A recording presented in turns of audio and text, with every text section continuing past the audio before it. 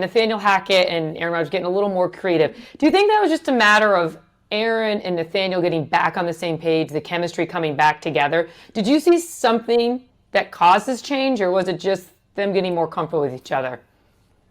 They connected on some big Well, I was going to plays. let Zach talk because Connor, you just like to talk a lot. Go, Yeah. Zach. Sorry. I got you, Zach. Don't worry.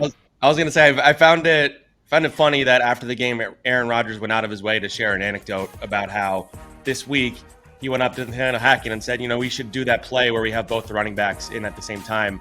And Nathaniel Hackett's like, I don't know if this is the right week for that. And then Aaron Rodgers convinced him otherwise. They go out and do it. They have that amazing touchdown where he fakes it to Breece Hall and then he throws it to Braylon Allen and he runs for the score. And then he points at Nathaniel Hackett on the sideline as if to say, like, told you so kind of thing. So I think there's still balancing out, like, what Aaron wants to do, what Hackett wants to do. I do still have some concerns about how conservative they've been at the beginning of the games. It was a problem pretty much every week last season where they're coming out, they're run, pass, or basically run, short pass. And it's just not – everybody kind of knows what they're going to do half the time. And so having Braylon Allen as another weapon, I think, adds another wrinkle into the offense. It allows them to get a little more creative. And if Mike Williams gets a little healthier, then you have kind of four quadrants of offensive players that you can do a lot of things with. We still need to see it from Hackett. Having Rodgers out there to be able to change things at the line is the biggest difference, obviously. You didn't have that with Zach Wilson or Tim Boyle or all these guys the last couple of years. So I am encouraged by the way the game ended, but you'd want them to come out being a little more aggressive at the beginning of the games. That's where my biggest concern still lies with Nathaniel Hackett.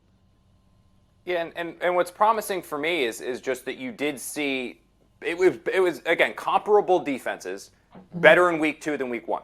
I think that's safe to say. I mean, yeah, we can get angry at the run pass at times and the boring play calling and things like that. But this is also a really good defense that made it their goal to take away the stuff over the top.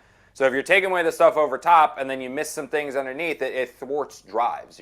So I'm very curious to see how this team looks this coming week against the Patriots. This, to me, is that major measuring stick because this is the first time that the Jets' offense is substantially better than their competition.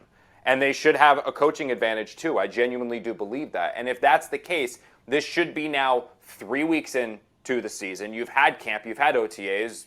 All but one player had minicamp. This should be the point where that rust is gone now and you really start to see a complete game plan. If we're still seeing the boringness and then some heroics need to happen at the end for Rodgers to save the game and all that, I'm probably going to be a little bit more concerned. But the one thing if you want positivity, the positivity is that it was better in week 2 than week 1 against comparable competition, and now the schedule lightens up a little bit.